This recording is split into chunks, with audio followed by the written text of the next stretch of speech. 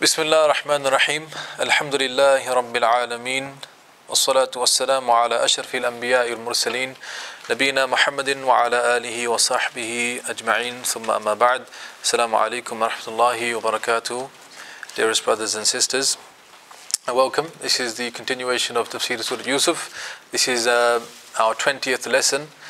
And we've got to the part of the story where things are falling into place. There's a plan that is unraveling before our eyes. This is where Yusuf alayhi salam, the brothers are now coming to him in Egypt. They've come once already. What did they come for? They came for food.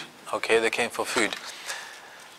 On that visit, Yusuf alayhi salam said to them, well, one of your brothers who you told me you have is not here. Next year you said that you had a brother. I want you to bring him along.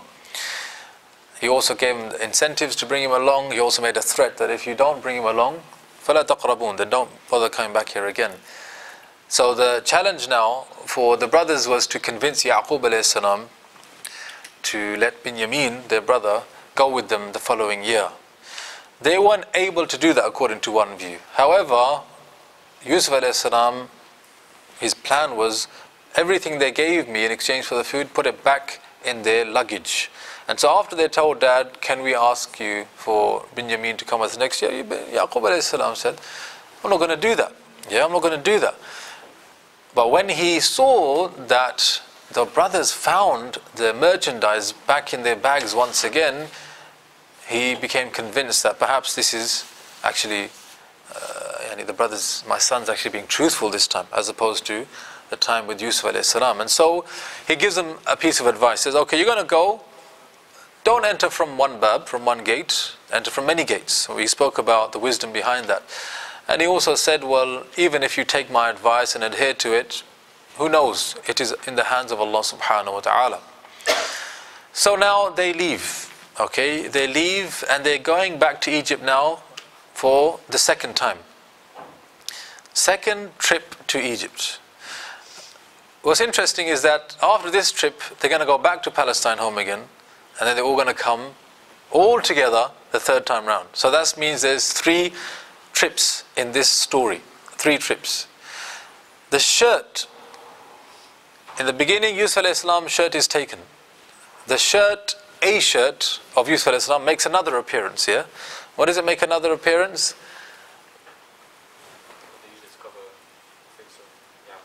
Oh, that's coming. There's already another appearance that it makes. Which is when? First time around, the brothers take it off Yusuf and they say to Dad, look, this is wolf ate him. Second time? Yes, it's to do with Imra'atul Aziz. When exactly? When Imra'atul Aziz took the shirt off and then some man said that if the shirt was taken off... Very good. When the Shahid brings the shirt. He said, okay, look at Yusuf alayhi salam's shirt. It's torn from the back. A third time the shirt comes about again, which is Yusuf alayhi salam himself says, look, this is my shirt and I'll give it to you, my brothers. Cast it over the face of my father. Something else happens 3 times as well in this story. 3 trips, 3 appearances of a shirt, and 3 something else. Dreams? Very good. 3 dreams. 3 dreams. Dream of Yusuf alayhi salam, dream of the 2 prisoners, dream of the king. Okay. So this is now. Where is it? The 2 names of Allah subhanahu wa ta'ala, the Alim al-Hakim. Is it 3 times? It comes twice, I think. Once in the beginning, once in the middle, at the end as well. Okay. Find me the 3, inshallah. Find me the 3. Tayyib. So those are the 3 we know. Now this is the point of the story where the second trip now they're making back, this time with Binyamin with them. Let's recite, inshallah, these verses. They are verse number 69. We'll do verse 69 inshallah to verse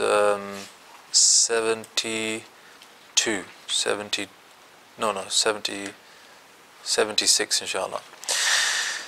أعوذ بالله من الشيطان الرجيم بسم الله الرحمن الرحيم ولما دخلوا على يوسف آوى إليه أخاه قال إني أنا أخوك فلا تبتئس بما كانوا يعملون فلما جهزهم بجهازهم جعل السقاية في رحل أخيه ثم أذن مؤذن أيتها العير إنكم لسارقون قالوا وأقبلوا عليهم ماذا تفقدون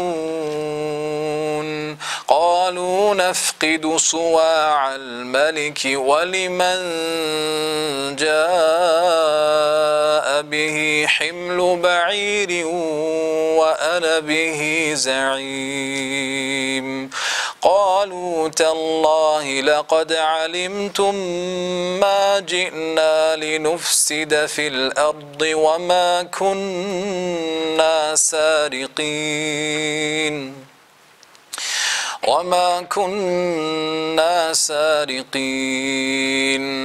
قالوا فما جزاؤه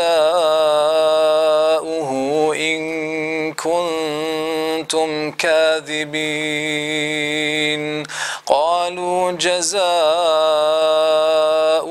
من وجد في رحله فهو جزاؤه كذلك نجزي الظالمين فبدأ بأوعيتهم قبل وعاء أخيه ثم استخرجها من وعاء أخيه كذلك كدنا ليوسف ما كان ليأخذ أخاه في دين الملك إلا أن يشاء الله نرفع درجات من نشاء وفوق كل ذي علم عليم. Okay, now this part of the story is very different to the first part of the story. You know, the first part of the story is very emotional, very serious, shocking in fact. This part of the story is very different, okay? It's quite relaxed, it's a bit funny, and it's quite intriguing the way things are going to pan out in this part of the story. So, verse 69, وَلَمَّا دَخَلُوا عَلَى يُوسُفَ آوَى إِلَيْهِ أَخَاهُ. So when they entered upon Yusuf alayhi salam, meaning the brothers now come back to Egypt once again. They enter into Egypt and they are now in the presence of Yusuf alayhi salam for the second time. They don't know that. They think this is just an aziz. Awa ilayhi akha. What Yusuf alayhi salam does is awa to his brother, meaning the youngest of them, his blood brother Binyamin. Awa means to take someone out of harm's way. Yeah, take someone out of harm's way. So if you can just imagine now, they've all entered into the presence of Yusuf alayhi salam, and you know, as they are sitting, about to sit down or about to get comfortable to have a conversation with Yusuf alayhi salam, Yusuf alayhi salam just takes Binyamin to one side, okay, and he's going to say something to him. What does he say? قال إني أنا أخوك. He says, إني أنا. Indeed, me, I am your brother. So what does he do? He reveals himself to Binyamin. Yeah, this is a very emotional moment. Just imagine when was the last time he saw Binyamin. Yeah, or maybe some said that Binyamin was in fact born afterwards. Allahu a'lam. But a reunion like this is an emotional time. Now, it's interesting that Allah subhanahu wa ta'ala said that Yusuf alayhi salam didn't just take him to one side, awa, which means to take someone out of harm's way. As if Binyamin is not really safe with his brothers. Yeah. Why do you think that is? Well, because remember, anyone from the other mother, they don't like that. Yeah. They don't like Yusuf alayhi salam, and Binyamin, his younger brother, they don't like him either. So they haven't been really good to him either. Yeah. So that's why Yusuf alayhi salam immediately takes him to one side. Yeah. Takes him out of their company, and then he lets him know what's going on. Inni, indeed me, ana, emphasizing again, ana akhuka, فَلَا تَبْتَئِسْ فَلَا تَبْتَئِسْ. So don't tabta'is. Tabta'is comes from the root of bu's. Bu's means miserable, yeah?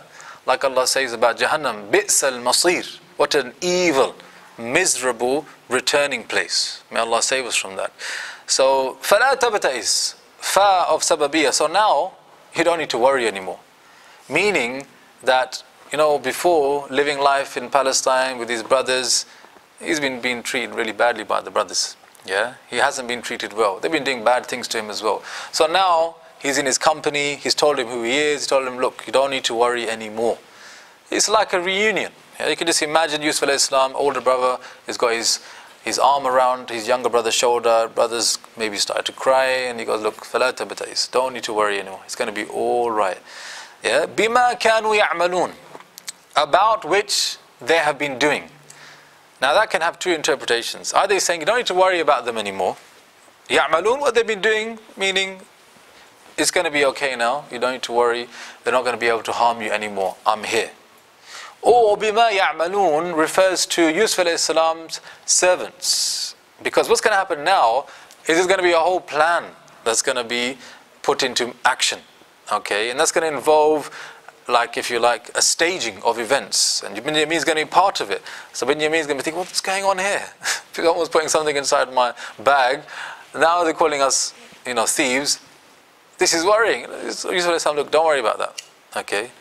So if you read between the lines, he's telling him what's going to happen now.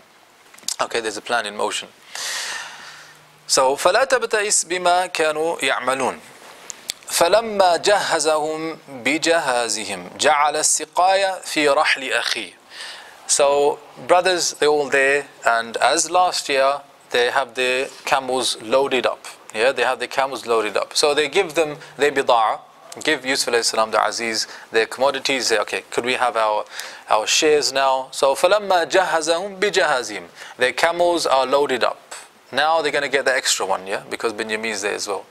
Now what happens is, either Yusuf alayhi salam himself does this, or he tells one of his servants, جَعَلَ السِّقَايَ فِي رَحْلِ أَخِيهِ, to put the siqaya. Siqaya comes from the root of saqiya. Saqiya means to give someone something to drink. Okay, saqiya means to give someone something to drink. So the siqaya is that glass which somebody pours a drink into it for you. Now what type of glass is that? If it's a glass where somebody pours you a drink into, it's a glass belonging to someone who's rich, right? So the glass itself is a valuable glass. Okay, it's not just any old glass. It's not, a kas, for example. No, this is a siqaya. It's one of those, glasses that rich people have. And they don't pour the drink themselves, somebody else pours it for them, yeah? جَعَلَ السِّقَايَ فِي رَحْلِ أَخِيهِ. He puts it into the rahl, the bag of his own brother. Yeah. So most probably this is Yusuf alayhi salam doing this himself. Okay. As things are being loaded up one by one, Yusuf alayhi salam gets the siqaya and sneakily puts it inside the bag of his own brother. ثُمَّ أَذَّنَ مُؤَذِّنٌ أَيَّتُهَا الْعِيرُ. And then the mu'adhin. Okay, mu'adhin means the caller. This caller, who is this caller? It's like the security. Okay, the security personnel of Egypt, they're under the command of Yusuf alayhi salam. When the caravans are now leaving off, they're heading back out now, okay? They're making their departure. أَذَّنَ مُؤَذِّنٌ أَيَّتُهَا الْعِيرُ. This security guy, he calls out, hey, all caravaneers, hold up. Like when you buy things in the supermarket, yeah, and it's got a tag on them, and you get out of the supermarket and then they've got the doors there with the sensors, starts making that beeping sound, right? They don't have them back in those days. Yeah, they have a mu'adhin for that. Yeah, so the mu'adhin says, hang on a minute, something's not right. Ayyatu al-'ir. Okay, so what does he call out? Innakum lasariqun. Indeed, you all lasariqun. Lam of tawqid. Truly, you are thieves. It's a big statement, isn't it? To say you're thieves. Now, just imagine just imagine what a real thief would do. He steals something from the supermarket, okay, and now he's making his way out, and as he goes out, oh damn, it's got a tag on there, and the alarm system's going off, security guard says, hey, thief, What's the thief going to do? He's going to run for it, isn't it? He's going to run. But look what happens next. Something strange happens, which is قالوا وأقبلوا عليهم ماذا تفقدون. قالوا, they all say. وأقبلوا, wow of hal, meaning whilst they're going to say this, they don't just, they're going home. So like, he's calling out from behind. They don't just say, hey, what are you talking about? وَأَقَبَلُوا. So they turn around fully. Yeah? They turn around fully. And what do they say? They don't say, what did we steal? Yeah? مَا سَرَقْنَا. Yeah? مَا الَّذِي سَرَقْنَا. What exactly did we steal? What they say? مَاذَا تَفْقِدُونَ. Yeah? What have you guys lost? What have you guys lost? They don't say, what did we steal? What have you guys lost? Does it sound like a thief to you? Would a thief do that? He wouldn't do that, would he? Which means that they haven't got a clue what's going on. They're not worried at all. We can turn around, we can go right back, we can ask them, and they don't even say, who stole what? They say, ماذا تفقدون? What have you lost? Oh, we can't have stolen anything. We haven't stolen anything. The only possibility is that you might have lost something. Yeah, you might have lost something. Now if you go back one ayah, there's a few questions that arise, okay, which Ibn Taymiyyah rahimahullah has an extensive kalam on, statements on. And that is, إِنَّكُمْ لَسَارِقُونَ. They have just been accused of being thieves. Are they thieves? Are they? They're not, are they? They haven't stolen the siqaya, have they? So, but they're being accused of stealing, which is, it's not really right, isn't it? You've kind of falsely accused someone there. Is that right to do that? It's not right to do that. The other thing is, we know this is a plan to keep Binyamin in Egypt, right? Which means that Yusuf alayhi salam, or the plan of Yusuf, is not just entailing saying something which is not true, which is innakum lasariqun, but it also entails taking Binyamin away from Yaqub alayhi salam.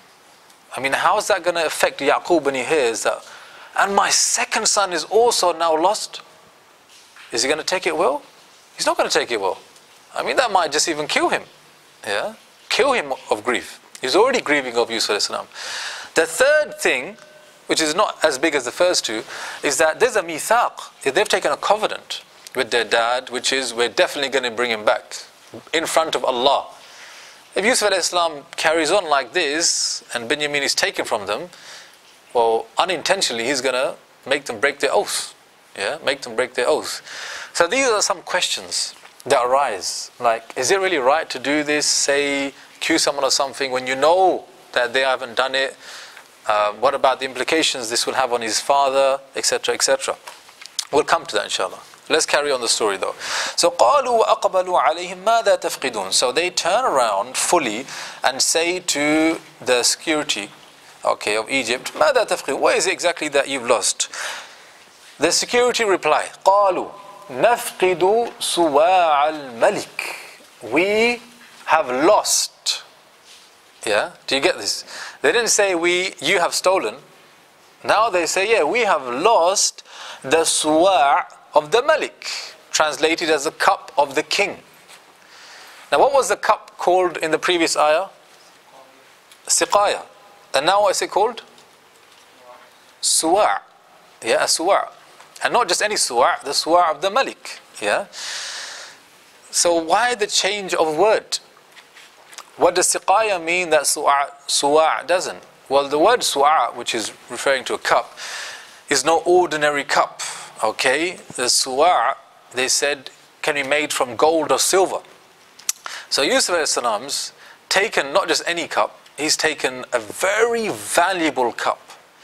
The other thing is that suwa' comes from the root of sa'. Sa' is an ancient measure. Yeah, what they used to measure things with, like you have a kg. Okay, in those days you used to have a sa'.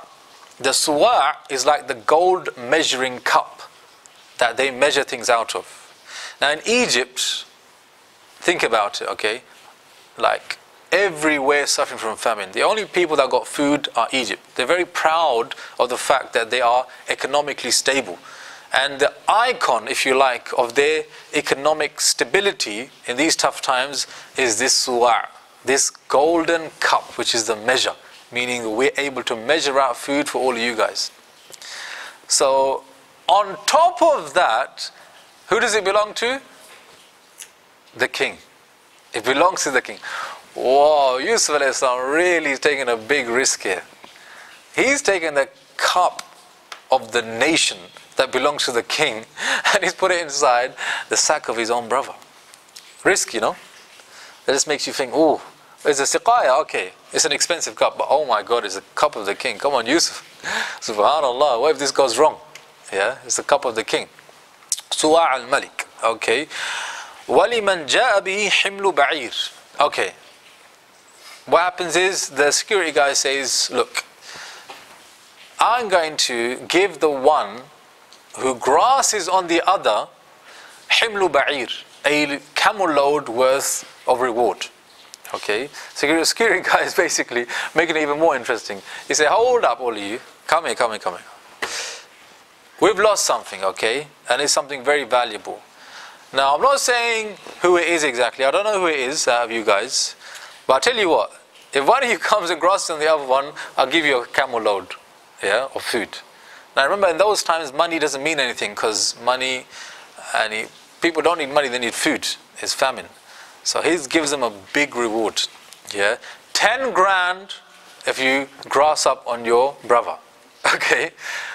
Now, can they grass up on anyone? They can't. They seriously believe that we haven't stolen anything. So, he goes further, he says, وَأَنَا بِهِ زَعِيمٌ. And I am, regarding that reward, za'im, meaning a guarantor. Okay, like a guarantor. So what that means is saying, look, 10 grand if you grass up on the person who stole it. Just come and tell me. And don't worry, I guarantee you'll get that 10 grand. Okay, meaning I'm just a nobody, right? You might be thinking, oh, security guard, come on, how much do you get paid? How are you going to give me 10 grand? And he says, no, don't worry, I'll guarantee that. Meaning I might not be able to give it to you myself, but I guarantee it will come to you. Okay, implicitly, what's he saying? If he's saying I can guarantee this for you, implicitly, what's he saying? Give me what I'll give you what you want. No, he's not saying that. What's he saying implicitly? Idris, yes. Okay, yeah, he's saying that, look, Aziz is going to be giving me the money for this. That's fine, but this implicitly is saying something very different. That is very likely to be with him. They have the highest suspicion. Oh, very good, mashallah, tabarakallah. Excellent. So, if he says, I'll guarantee that you get the money, he's actually saying, I'll guarantee is one of you. Yeah, I'm dead certain it's one of you. I'm not just making this up. It's not even suspicion. I know it's one of you, okay? I can guarantee it. أَنَا بِهِ زَعِيمٌ. قَالُوا تَاللَّهِ لَقَدْ عَلِمْتُمْ مَا جِئْنَا لِنُفْسِدَ فِي الْأَرْضِ. Now the brothers are getting seriously scared. They're worrying. What is going on? They say, قَالُوا تَاللَّهِ. تَاللَّهِ وَاللَّهِ بِاللَّهِ all means by Allah, swear by Allah. The difference between tallahi and wallahi is got an element of shock to it, okay? Got a shock to it. Like, seriously by Allah, yeah? Seriously by Allah, لَقَدْ عَلِمْتُمْ. You guys, you know for sure, truly you know for sure, مَا جِئْنَا لِنُفْسِدَ فِي الْأَرْضِ. We haven't come here, okay, to make a facade. Okay, we haven't come here to cause corruption. You know, we came here last year. لَقَدْ عَلِمْتُمْ. You know what we're about. We're not like this. Okay, fil ard, meaning this earth, i.e. the country of Egypt. وَمَا كُنَّا سَارِقِينَ. And there's no way in hell, okay, we're sariqeen, that we are thieves. See, they're very, very sure. Just from this few verses, we learn something in fiqh, okay, in fiqh. And that is something called ja'ala, yeah, ja'ala. Ja'ala comes from ju'al. Ju'al means reward. This is a type of transaction, which is basically, like somebody loses a cat, okay? What do? They put a notice up, outside on the lamppost that, look, missing cat, you find it, you get £100. Or they really love the cat, £1,000, yeah? This is the type of transaction because what's happening is you're saying, I'll give you £1,000 if you can do this thing. But how long would it take me to find the cat? how difficult would you find the cat? I could find it like just walking out there and pick it up, give me £1,000. Or I might have to search for it. Yeah, it might take me a few days. That's all unknown. Now, the thing is, one of the things that prevented in Islamic finance is something called gharar. Gharar means uncertainty. Yeah, like if I say to you, akhi, £10 for whatever's in my pocket. You say, what do you mean what's in your pocket? No, I'm not going to tell you, but it's £10. It might be something really valuable, might be tissue. Yeah, this is gharar. These types of transactions are not allowed because many scholars say because it leads to munaza', which means argumentation. So I take your £10, thank you very much. And what do I have? I'm actually going to check what I have. Actually, I don't think I have anything. Sorry, bad luck. I don't have anything whatsoever. So I'll give the £10. Is he going to be happy? He's not going to be happy, is he? He's going to be furious. So this leads to many ills. One of them is argumentation. One of them is, animosity between people. So gharar transaction is not allowed. Now this ja'ala type transaction, it's got quite a big element of gharar, isn't it? Which is, find my cat, give you £1,000. It might take me a month to find your cat. £1,000, I could earn £2,000 doing another job. It's up to you, akhi. You take it, you leave it. Yeah? And you could even start doing it and leave it. It's up to you. Here, the scholars say, this is the type of transaction which this security guard was talking about. Ana bihi za'im. I'll give you himlu ba'ir if you come up and tell me who stole the cup, and if you do, you get this much. A reward. Might take a long time for them to find out, might take a short time, that's all unknown. But the essence of the transaction, which is a ja'ala transaction, is inside this verse. And if it's inside this verse, without any condemnation, or Allah subhanahu wa ta'ala dispraising it, then it kind of shows it's permissible. Okay, it shows it's permissible. Obviously there's other proofs as well, but based on that, a ja'ala type of transaction would be permissible to do. Yeah, it wouldn't be haram. According to the majority of scholars. Yeah, the Ahnaf, the Hanafi scholars, they disagree. They said no, it needs to be made into an ijara. An ijara type of transaction is more like a business type of deal, which is, I'll give you £1,000 if you find my cat, and you have a month to do this job in, and this is how much you're getting paid for. And even if you don't find it, you might get something as well because you worked. Yeah, that's an ijara type of transaction. But as for the ja'ala, if you find it, you get something. You don't find it, you get nothing, even if you look for a year. Okay, طيب. So anyway, that's one side point. So as the story goes, قالوا تالله لقد علمتم ما جئنا لنفسد في الأرض وما كنا سارقين. So they say, look, we haven't taken nothing. You don't know. You know what we're like. We're not thieves. Okay. قالوا. Now the security forces, they say, فما جزاؤه إن كنتم كاذبين. So what then is the jaza, meaning the punishment? If you are lying. Just imagine you're in that situation. It's going, the pressure just being turned up slowly. Like, firstly, you're like, no. What have you lost? ماذا تفقدون? What have you lost? Yeah. What are these guys talking about? All right, let's go and see anyway. Hang on a minute. They're telling us that if we grass up, we get a himlu ba'ir out of this? Oh. They really think we have stolen it. And now they're saying, if you're lying, what's the punishment? If you're lying, what's the punishment? Now you're going to be thinking, whoa, this is serious now, this is getting serious. So now, they are in a position where they decide what's the punishment. Now if you're a thief and you're told, what's going to be your punishment? What's the thief going to say? Like this Huh? one. Allow me, forgive me. If I have done it, forgive me, isn't it? No one's going to say, yeah, I should go to prison. But you know what? They're confident. They haven't stolen anything. So they say, okay, the punishment should be as follows. قالوا جزاؤه من وجد في رحله فهو جزاؤه. We think, okay, that the jaza'uhu, meaning the punishment for this crime, which you're accusing us of, should be what? That whoever you find the cup in, the suwa', whoever you find it, he should be the punishment. What does that mean? It means that the guy that you find the cup on, he becomes the slave to the one from whom it was stolen. Okay? This is a very unique type of punishment, had, if you like. And this is taken from the Sharia of Yaqub alayhi salam, which is, if you're caught stealing, then you become enslaved to the one you stole from. Very unique type of punishment, right? What is even more interesting is, according to the king's law in Egypt, that type of punishment didn't exist. If you're caught stealing, what happens to you? Either you are lashed or you're beaten. Okay, there's no such thing as you become a slave to the victim of the crime. But you know what? That's what they suggest.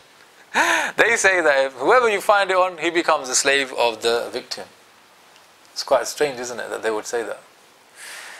كَذَلِكَ نَجْزِي الظَّالِمِينَ. And that there, what we just explained, that's how we deal with the wrongdoers. Meaning back in Palestine where our father lives and we all live, that's the way we deal with criminals. You know, if they caught stealing, then that's the way that they are paid. That's the way they are punished. Okay. فَبَدَأَ بِأَوْعِيَّتِهِمْ قَبْلَ وِعَاءِ أَخِيهِ. Now what happens is this scene takes place where they're all lined up. Okay. All 11 brothers are lined up. You can just imagine that. All 11 of them lined up. Okay. Now, this is how we're going to do things. We're going to search you. Search us, no problem. We haven't stolen anything whatsoever. Now the thing is, whose bag is the cup in? Binyamin. It's going to look a bit suspicious, you know, if the security guy goes straight for the bag of Binyamin, isn't it? Would you? Straight away you found it? That's a bit strange, isn't it? You found it on his bag straight away? They're going to start thinking. So what happens? فَبَدَأَ. So he started بِأَوْعِيَتِهِمْ. The wi'a is another word for a bag. It's a type of bag that people use, back in the ancient times where they would go traveling. You know, like sometimes you see this in cartoons where someone's traveling in the desert, they got a stick and they got like a sack tied to the end of it and they chuck it over their back like that. That's a wi'a. Okay, so what Allah subhanahu wa ta'ala says is that فَبَدَأَ بِأَوْعِيَّةٍ قَبْلَ وِعَاءِ أَخِيهِ, that the search starts with the others before the brother, before Benjamin. So is this searching now? 11 of them lined up there. First one, nothing. Second one, nothing. The brother's saying, we told you, we haven't stolen anything, man. Tell this guy, tell him to calm down. We haven't stolen anything. Look, he hasn't got it. No. He continues. Next person. Then ثُمَّ إِسْتَخْرَجَهَا مِنْ وَعَاءِ أَخِيهِ. Then what happens is he comes to the bag of the brother. إِسْتَخْرَجَهَا. إِسْتَخْرَجَ from kharaja. Kharaja means to take out, to exit, right? إِسْتَخْرَجَ from on the pattern إِسْتَفْعَلَ, which means to seek something. إِسْتَخْرَجَ is seeking it out. They're trying to make it look as real as possible. Put his hand in the bag. It's not that. Oh, hey, what do you know? Istakhrajaha. Suspicious. We told you they stole something, isn't it? You see, in this story, there's 3 words for find used already. Wajada means to find intentionally. Like you looked and you found. There was another word for find, and you remember that word. It came up in the story of Imratul Aziz and Yusuf. Who did they find at the door? Anyone remember that verse? Yeah. How do they find him? What word is used? They find him ladal bab alfaya. Alfaya. Alfaya also means to find. Difference between alfaya and wajada. Anyone remember? For a chocolate.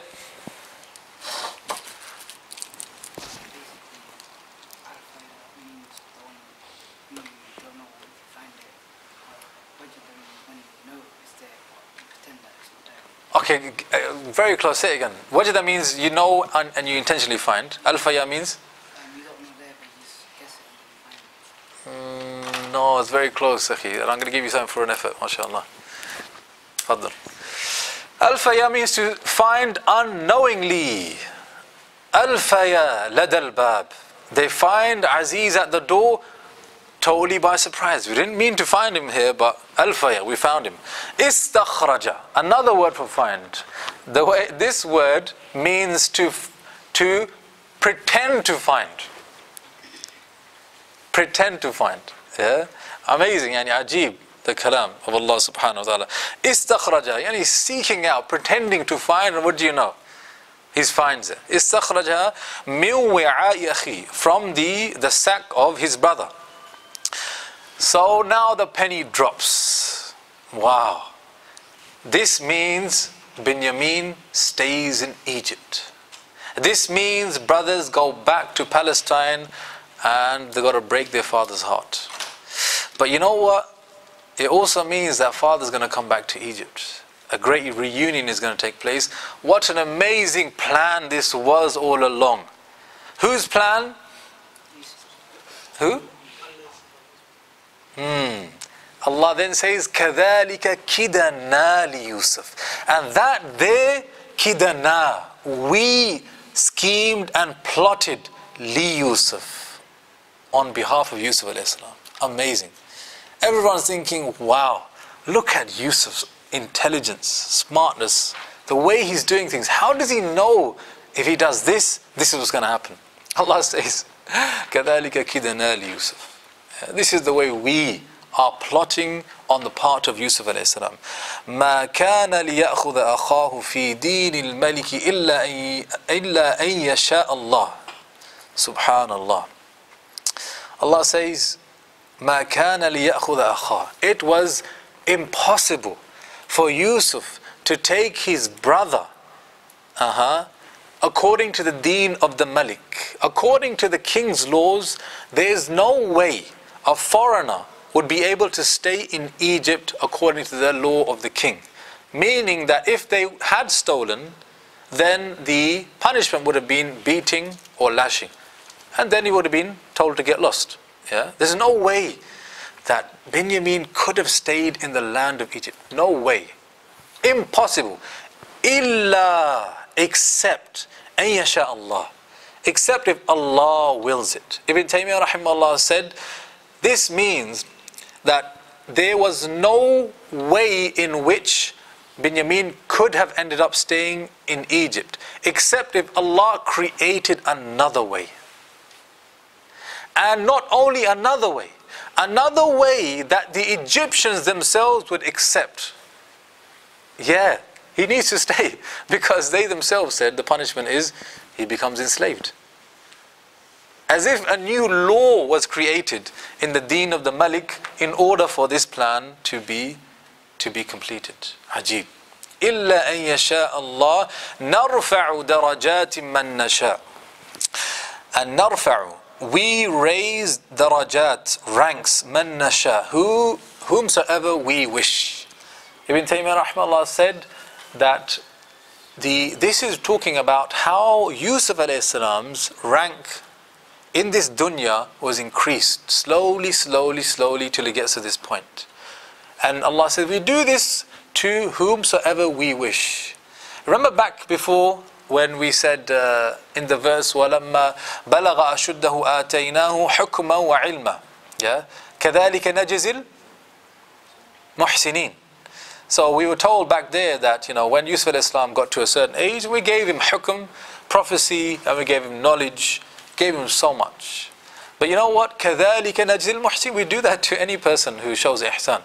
In the same way, Allah is saying, you're all in amazement of Yusuf alayhi salam, and true, he has knowledge and rank. But you know what? We put people up in ranks whosoever we wish. Meaning if you do things like Yusuf, live like him, you too will be elevated. Yeah? نَرْفَعُ دَرَجَاتٍ مَّن نَّشَاءُ. In particular, by giving the person ilm, knowledge.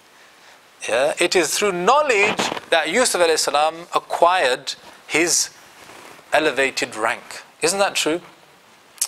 I mean, like the way he comes out of prison, right? How did he manage to come out of prison? Interpret the dream. Yeah, isn't it, essentially? But how interpreting dreams requires ilm. True or not? It requires knowledge. Now that's just coming out of prison.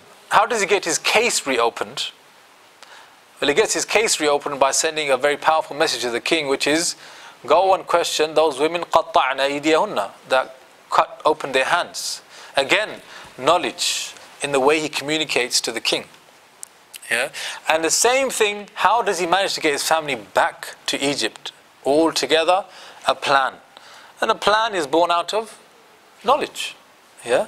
So Allah is saying that we will raise people in their ranks by giving them knowledge, whomsoever we wish. Yeah? May Allah make us from those people. But now you're thinking, well, he's got serious knowledge, man. And people out there, some people are so knowledgeable.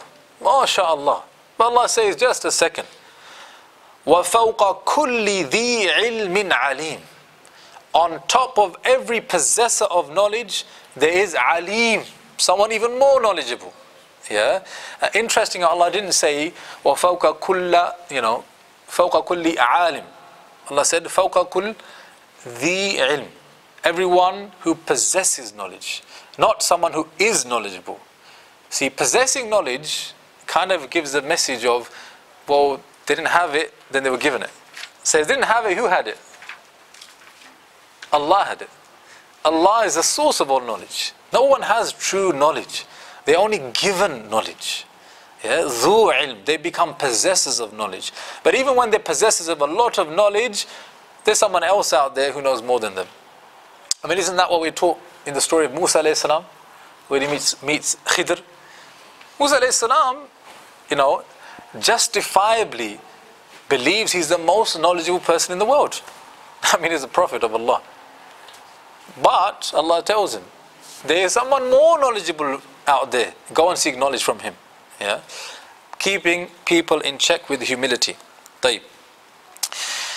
Now, some 3 lessons, okay, that Ibn Taymiyyah rahimahullah mentions. First lesson that we learn from this passage, that Allah will plot on behalf of His slave who is a believer, suffering from oppression, yet trusting in Him by facilitating matters which will allow him to exact vengeance against the oppressor. You see, the brothers of Yusuf alayhi salam, they wronged him. Yeah, big time. How are those brothers brought before Yusuf alayhi salam? How does he get them to come before him and basically are made so lowly and embarrassed and subject to his will? If he wants, he could kill them all. How did that happen? Well, Ibn Taymiyyah rahimahullah says that there's a believer. He's been wronged. But the believer is mutawakkil. He's always trusting in Allah, that Allah is going to help him. Yeah? When it comes to that type of person, which could be any one of us, then Allah will create means by which that oppressor will be brought before you, and it is up to you. What do you do with that person? Amazing. Because even here Allah says, مَا كَانَ لِيَأْخُذَ أَخَاهُ فِي دِينِ الْمَلِكِ. Yusuf alayhi salam, he wasn't able to keep Binyamin and subsequently cause a reunion to happen in the land of the king according to his laws. إِلَّا إِن يَشَاءَ اللَّهُ. Except that Allah, He willed it, meaning Allah created another way. Why? Well, because Yusuf alayhi salam was oppressed. And secondly, Yusuf alayhi salam was always trusting in Allah that He's going to help him, no one else. When that happened, Allah brought the oppressors before him, and he was able to, if he wanted to, exact revenge. But Ibn Taymiyyah rahimahullah says Yusuf alayhi salam was too noble to go for revenge. It was too noble for them. We'll see that later on. That is beyond him to do something like this. Even though Ibn Taymiyyah rahimahullah says that no scholar would say that if he took revenge, it would have been wrong. According to the laws of qisas, okay, it wouldn't have been wrong for him to take revenge if he did. But he said he's too noble to take revenge. The second lesson, whoever plots an evil haram plot, muharram, plot, then Allah will make him the subject of another plot. Subhanallah. He said that if somebody out there tries to plot against another person, okay, an evil plot, haram plot, then Allah will make that person part of somebody else's plot. Now just think about that. Who's been plotting against him so far? Okay, we've got the brothers, yeah? Allah, Yaqub already said, لا تقصص رؤياك على إخوتك فيكيدوا لك كيدا. Then they're going to plot against you.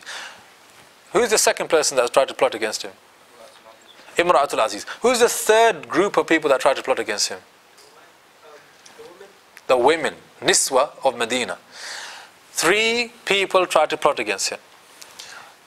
What happened to the women of Egypt when they were brought before the king? What did they say? They had to confess. No, we don't know anything about him evil whatsoever. We're guilty and he's innocent. Second person, Imra'atul Aziz, working in backward order. What happens? Well, she comes afterwards, after the women of Egypt, and then she says, yeah, it's true, I tried to seduce him all along, yeah, and huwa min as-sadiqeen, and he was the truthful one all along. Yeah. Third, now whose turn is going to come? The brothers. Yeah. Now the brothers are going to have their turn where they're actually part of somebody else's plot, isn't it? They were plotting and they end up being part of the plot of somebody else. Ajib. And Ibn Taymiyyah, this is what Allah does. Yeah. Somebody comes up with the evil plot, then they themselves become part of somebody else's plot. Last lesson, we'll stop here. He said that the believer who places his trust in Allah, if he is plotted against by the creation, then Allah will plot on his behalf and help him in ways that are beyond his control and influence. This is how Allah elevated Yusuf alayhi salam with ilm. Very similar to the first one, except that Ibn Taymiyyah rahimahullah here is saying that if there's a believer out there, a real believer, and he's plotted against, but he puts his trust in Allah, that you know what, people are accusing me of so many things, okay, they're scheming and plotting against me, I didn't do anything, and you know, I can't even clear my name, I can't do it, I don't have the power, I don't have the position to do it, but you know, I'm trusting on you, Allah, that you're going to clear my name. It happens to a lot of people, defamed, yeah, without evidence, unable to clear their name. Maybe, for example, they haven't got the money to take the court to case. Yeah, like many of our mashayikh, yeah, defamed in the papers, unable to afford to get the strongest lawyer out there, you know, to fight a case of defamation. You know what? If they trust in Allah, then Ibn Taymiyyah rahimahullah says Allah will create ways for them. Allah will create ways in which a plot will be unraveled against those people, just like He did for Yusuf alayhi salam. And those new ways are ways that are beyond the control of the person. They wouldn't be able to do that themselves. They didn't have it in them financially or socially. But you know what? If they trust in me and they're believers and they've been plotted against, then I will plot on their behalf just like I did for Yusuf alayhi salam. So this, you know, is sending a clear message to every believer out there that if they've been wronged, defamed, plotted against, have tawakkul in Allah, and Allah will come to your aid. Yeah? Allah will help you. Tayyib, inshallah. We'll finish here, inshallah, after the salah. We're going to take this interesting masala, which is, did Yusuf alayhi salam accuse him of stealing, which is kind of like telling a lie? Or why did Yusuf alayhi salam put his father through this, you know, when he knows that this is going to break the heart of his father? How do we understand this? Was it a lie? Is it right to frame people? What exactly happened? Ibn Taymiyyah rahimahullah will explain, inshallah. We'll take this after the salah. Subhanakallah wa bihamdik, ashhadu an la ilaha illa ant, astaghfiruka wa atubu ilayk, wa jazakumullahu khairan. Okay, brothers. So this is the question here. This verse number 70, where somebody says to the brothers, okay, innakum lasariqun, indeed you are all thieves. Is this a true statement or not? Well, from one perspective, it's not a true statement. They're not thieves, are they? They haven't stolen anything. So if that is the case, what then do we say about the one who said this statement? Yeah, did he say a lie? Is it right then to say a lie? Or maybe it wasn't a lie. Ibn Taymiyyah rahimahullah explains. He said there's basically two opinions here regarding innakum lasariqun. The first opinion is that it was Yusuf alayhi salam who said it, but what he intended was a double meaning. in that you are those thieves that stole me once upon a time from my father. Yeah? You are thieves from that perspective. You stole me from my dad. Yeah? You're thieves from that perspective. Or he told his security to say to them, he told the security, they are thieves, meaning they stole me from my father. And so they said to them, innakum lasariqun. One opinion. Second opinion is that Yusuf alayhi salam never said that. Security said that. And security said that on their own accord, not under the instruction of Yusuf alayhi salam. Okay? So they're the ones that said it, not Yusuf alayhi salam. So what happens in that case, Yusuf alayhi salam, all he says is the siqaya is gone missing. Yeah, it's gone missing. They then follow up and say, innakum lasariqun. Or Yusuf alayhi salam says, to them they are thieves, meaning they stole me from my father, and they go on and then say, innakum lasariqun, intending not what he intended in them being thieves because they stole him, but because they have stolen the siqaya. Okay, do you understand? Those are two views. But he talks about it from other perspectives as well. He says, the thing is, even if we said it's Yusuf alayhi salam, then this double meaning statement, which is called ma'arid, is something we see often in the Quran. Other cases where somebody says something, the listener thinks he means something, but he intends something completely different. And from that perspective it's a lie, but from the other perspective, it's not actually a lie. It's truth.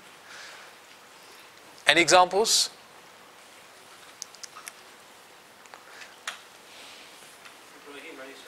Ibrahim alayhi salam. Ahsant. Yes, what did he say? In the Quran though. You see, is it befitting of me to put the seat back after I take it to give? This is the masala. Fadl. No, from Quran. Yes.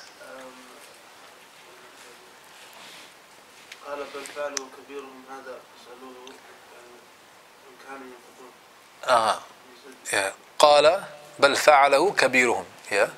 So Ibrahim alayhi salam, when asked who destroyed all our idols, he said the biggest of them destroyed it. Yeah. Okay, is that really true? To say that he destroyed? Ask the big one. Huh? He said ask the big one. Yeah. No, he said قال بل فعله. Yeah. Now, that's true. There's actually something else Ibrahim alayhi salam says. Even before he goes to destroy the idols, when dad says to him, come along, let's go to the mela with everyone else, he says, Inni saqeen. Indeed, I am ill. But, MashaAllah. He said, Inni saqeen. I am ill. And that's why I can't go. Is he ill? Is he sick? Huh? He's sick of what? He's sick of their shirk. And I'm sick of this shirk that you guys are doing. Inni saqeen. Dad thinks, oh, his betta's not feeling too well, let him stay at home. Yeah. Tayyib. That's one thing. So even if he said that, is it really right to him to say that? Well, we've seen other examples where a double meaning is behind the statement. And the other meaning, which the person intended, is truth, is honest. Yeah. Therefore, what that person understood, even though they understood differently, it's not a lie from that perspective. There's an interesting story about Abu Hanifa rahimahullah that he was sitting, I think he was sitting in masjid in Kufa, and somebody came to ask him a question, and he wanted to be alone, and he just wanted some time to read Quran or something. And he was sitting in one place, and he saw someone coming, and he knew that person wanted to come and ask him questions, so he stood up and he moved and he sat somewhere else. Now this man, who he'd never seen Abu Hanifa before, comes and he says, are you Abu Hanifa? He says, Wallah, he was just sitting there. He says, Wallah, he was just sitting there. Yeah. So, Wallah alam, this is something we see in the Quran, as well as something practiced by the righteous people, but for a maslahah, for a known benefit, not based on whim, or not based on cheating people, or not based on anything haram. yeah, based on a genuine benefit recognized by the Sharia. طيب. Then he mentions another point, which is, if you now look at, analyze the rest of the passage that was going to come, inshallah, next week, you can see that Yusuf Alayhi continues to use double meaning. Okay, like when the brothers say, you can't take Binyamin from us, inna lahu aban shaykhan kabira, that he's got a very old, feeble father, meaning he's gonna, you know, it's gonna devastate our father if you keep him here. Take one of us instead. What does he say in response? He says, ma'adallah, you know, astaghfirullah, how could I take illa man wajadana mata'ana indahu, except that we take the one on whom we found our things. Instead of saying, how can we take except the one who stole? Illa man saraq. I mean, that would be the simple way of saying, isn't it? We can't take somebody else in the place of the guy who stole. Instead, he said, we can't take somebody else in the place of somebody whom we found our things on. Ah, double meaning. Yeah. So he's saying, he's using double meaning there and he's using it there. Yeah. Again, for a known maslaha. طيب. So the other thing he mentioned, now this is an interesting point, okay, which is, you know, the Prophet ﷺ in a hadith in Sahih Bukhari, he said, ليس الكذاب الذي يصلح بين الناس. He's not a liar, the one, meaning the one who says a lie, in order to bring sulh between people, in order to reconcile between people. So, you know, brothers fall out. I'll give you a real example, in fact. This happened to me 3 times, subhanAllah. Brother comes up to me, and he does the adhan in the masjid. By the way, I'm not talking about this masjid. Someone comes up to me and says, I do the adhan in the masjid, and you know, we don't have a set mu'adhin, but I do the adhan, they allow me. And there's another brother who does the adhan as well. And the thing is, I'm supposed to be doing it sometimes, he's supposed to be doing it sometimes, but he does it more than me now. Okay? And he's always trying to do it. And if I don't come on time, he does it quickly. And in another case, they said that what happened, Ajib, is that there's no set mu'adhin. Okay, so somebody comes and does the adhan. Then another person says, I want to do the adhan. Okay, so what happens is that the adhan is supposed to be done 10 minutes before the salah. So the khalas, the person comes to the adhan. The other person who wants to do adhan, he comes before the other person and does the adhan before that person is supposed to do adhan. So he goes, what's happening is the adhan time is going back and back and back. Another person comes and beats the other one and does the adhan. Yeah. So anyhow, what happened is his brother comes to me, goes, basically he's my friend, and you know, this is kind of, I don't like this, that he's competing with me to do the adhan, and he kind of robbing me of doing my adhan, basically. So anyway, what should we do? And we've kind of fallen out over this now. Yeah, ajib. فَاسْتَبِقُوا الْخَيْرَاتِ. Yeah, subhanAllah. They want to compete with doing khair. So they've fallen out. طيب. Now, it is allowed for me, طيب, to say to that brother, you know what, that other brother, he thought that, you know, you don't really like doing the adhan that much. And I thought he was kind of helping you out by doing the adhan. He thought, yani, you didn't really want to do it, so he's coming. And then I go to the other brother, and I say, you know what, the other brother, yani, he loves you so much, and you know, seriously, he cares about you so much, but he feels that maybe, okay, you misunderstood him, and he actually just wants you to do it sometimes and him to do it sometimes evenly, and he thinks there's a misunderstanding here, but he's too shy to say it to you. Is that really true? Is this really true? Maybe it's not. But the thing is, when I say this to this one and I say that to that one, immediately they're going to think, okay, you know what, it's no big deal, let's go talk to him and work things out. Or maybe there's nothing to work out. Maybe there's all a big misunderstanding in the first place. It's possible to do this. Yeah. And this is the hadith in Sahih Bukhari, where the Prophet mentions 3 instances where a person is allowed to say these kind of lies. But what Ibn Taymiyyah rahimahullah says is that it revolves around the maqsad. What is the objective behind saying the statement in the first place? In all 3 cases, which the Prophet highlights that it's allowed to. Number one, making sulh between people, reconciling between people. Number two, in times of war. And number three, when a man wants to please his wife. Okay. All three have an objective which is not to do with self-interest. Do you get this? I'm not lying in order that I can acquire some good, or I can, get the upper hand in this argument, or blah, blah, blah. It's nothing to do with me. It's to do with the good for others. Do you see? In regards to the first, it's clear. Sulh. I'm not going to get anything out of lying in this case. It's only so this person and this brother, these two brothers will be able to work things out. In the case of war, the benefit of the Muslims. Not for my benefit, for the benefit of the Muslims. In the third case, even for the benefit of the wife. The husband has a duty to عاشرهن بالمعروف, Allah says in the Quran, to live with them honorably or hospitably, to create a good home environment. And that sometimes some man can say I love you to his wife, and he loves her, but in that moment in time he doesn't really feel that love that much. It happens. You don't love the person all the time on the same level all the time. I love you, and I felt it like I felt it when the first time we got married and the first night. No, it's maybe not the same, but to say I love you, and my love for you has never decreased whatsoever. Yeah. Why? Just so the wife becomes happy. Just so the wife becomes happy. It's true, you should do this. You should do this. And no one should interpret my words to mean that a person can be bad to his wife and then lie to make it up. No.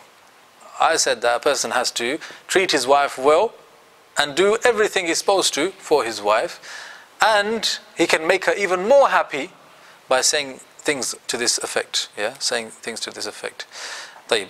So in all three cases, the maqsad is to do not with your own interests, but to do with the interests of others. Okay.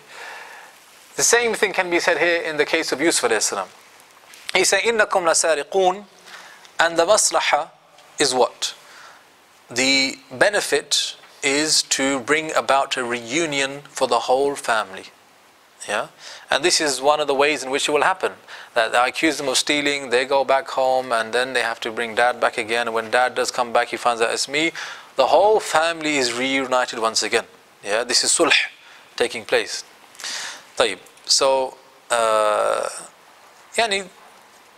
we said other things before. So this is how we understand the statement. إِنَّكُمْ لَسَارِقُونَ.